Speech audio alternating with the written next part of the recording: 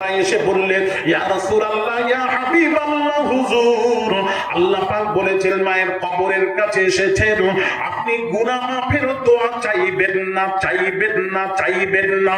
গুনাহ মাফের দোয়া চাইতে আল্লাহ নিষেধ করেছেন, নিষেধ করেছেন, নিষেধ করেছেন। এই হাদিসটি নিয়ে এক শ্রেণীর উলামারা বলেছেন যে নবীকে আল্লাহ নিষেধ কেন করলেন? রাসূলুল্লাহ পিতামাতা মুসলমান ছিলেন না। জোরে বলুন সুবহানাল্লাহ। সুবহানাল্লাহ, এই তো সুবহানাল্লাহ বলছে। কি ছেলেটা কি হবে বাবা, জাহান্নামে চলে যাচ্ছে বলে সুবহানাল্লাহ, পানিতে ডুবে যাচ্ছে বলে মাশাআল্লাহ, মাশাআল্লাহ।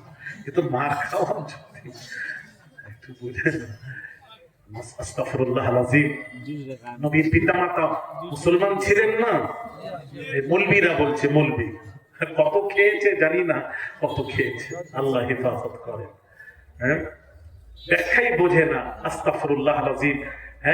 আসলে রাসূলুল্লাহ পিতামাতা যদি মুসলমান ছিলেন না, তাহলে আমাকে একটু বোঝান। কোরআনে যাই, উলামারা আছেন, জিজ্ঞেস করুন। আল্লাহ পাক কোরআন পাকে বলে, লা তাকুম আলা কবরি ইন্নাহুম কাফারু বিল্লাহি ওয়া রাসূলি।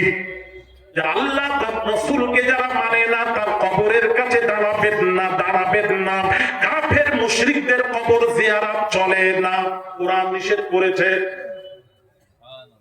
রাসূলের পিতামাতা যদি অমুসলিম ছিলেন, মুসলমান ছিলেন না, তাহলে কবর জিয়ারতের পারমিশন পেলেন কিভাবে? প্রশ্ন। আচ্ছা, নবী নিজে বলেছেন, এদিকে তাকান, নবী নিজে বলেছেন, আকুনতু নাহিতুকুম আন জিয়ারাতিল কুবুরি ফাকাদ উযিনা লি মুহাম্মাদিন সাল্লাল্লাহু আলাইহি ওয়াসাল্লাম ফি জিয়ারাতি কবরি উম্মিহি ফাযুরুহা ফাইন্নাহা তাযকিরুল আখিরা, রাওয়াহু তিরমিজি। নবীজি বলছেন, একসময় আমি কবর জিয়ারত করতে নিষেধ করেছিলাম, এখন আল্লাহ আমার মায়ের কবর জিয়ারতের পারমিশন দিয়েছেন, সুতরাং আমি নবী বলছি, ফাযুরুহা, তোমরাও কবর জিয়ারত করো। ফাইন্নাহা তাযকিরুল আখিরা, কবর জিয়ারত আখিরাতকে স্মরণ করিয়ে দেয়। এই জন্য বেশি বেশি কবর জিয়ারত করতে রাসূল আদেশ করলেন, আদেশ। তাহলে আপনি কবর জিয়ারতের কথা, আপনি বললেন মুসলমান ছিলেন না, মুসলমান যদি না থাকতেন কবর জিয়ারতের পারমিশন পেলেন কোথা থেকে? ওটাকে বোঝা, ওটাকে বোঝা। পারমিশন যখন পেয়ে গেছেন, স্পষ্ট হয়ে গেল রাসূলের পিতামাতা মুমিন মুসলমান ছিলেন। এটা হলো সুন্নাহ ওয়াল জামাতের আকীদা। জোরে বলুন না সুবহানাল্লাহ, আরো জোরে বলুন সুবহানাল্লাহ। এবার প্রশ্ন আসবে, এবার প্রশ্ন আসতে পারে যে হুজুর, তাহলে কবরের কাছে যাওয়ার সাথে সাথে আল্লাহ জিবরিল পাঠালেন, গুনাহ মাফের দোয়া চাইতে নিষেধ করলেন কেন? এটা একটা প্রশ্ন। এটা আমি জেনে বলবো ইনশাআল্লাহ, কেন করলেন।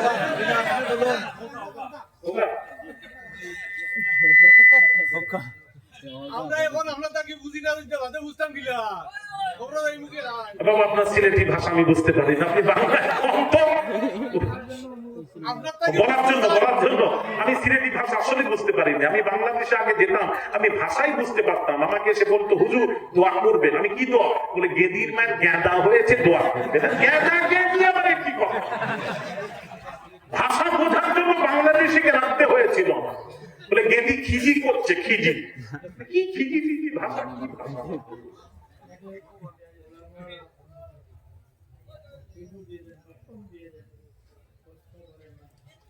না, আমি ওটা বলছি না, আমি বলছি ভাষাটা। হ্যাঁ, ওই যে ভাষা বলো না, আমি উনি বলছেন कैसे समझेगा, हम नहीं बताएंगे तो कैसे समझेंगे। सही बताया, माशाअल्लाह।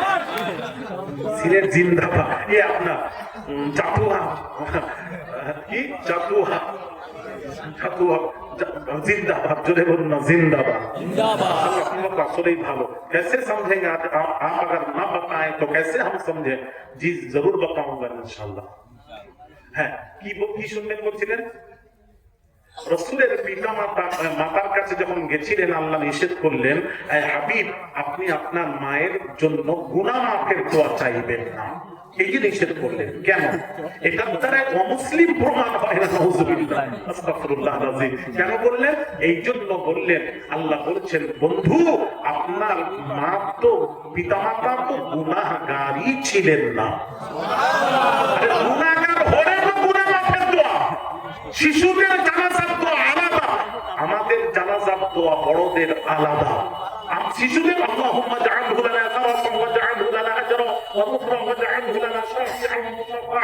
শিশুদের বড়দের আল্লাহুম্মা গফির লিহাজ্জিনা ওয়া মাইয়িতিনা ওয়া শাহিদিনা ওয়া গায়িবিনা ওয়া সাগীরিনা ওয়া কাবীরিনা ওয়া যাকারিনা ওয়া উনসানা। এটা বড়দের, এটা গুনাহগারদের। আল্লাহ তুমি মাফ করে দাও, আল্লাহ মাফ করে দাও। আর শিশু বাচ্চা মারা গেলে তার তো গুনাহই নেই, আবার গুনাহ মাফের দোয়া কিসের?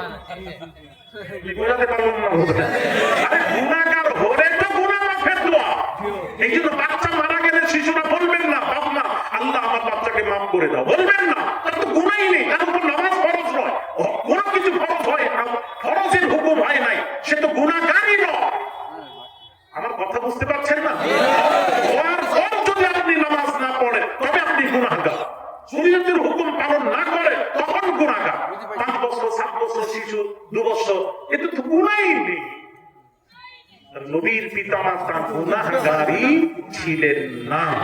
জোরে বলুন, আরেকটু জোরে।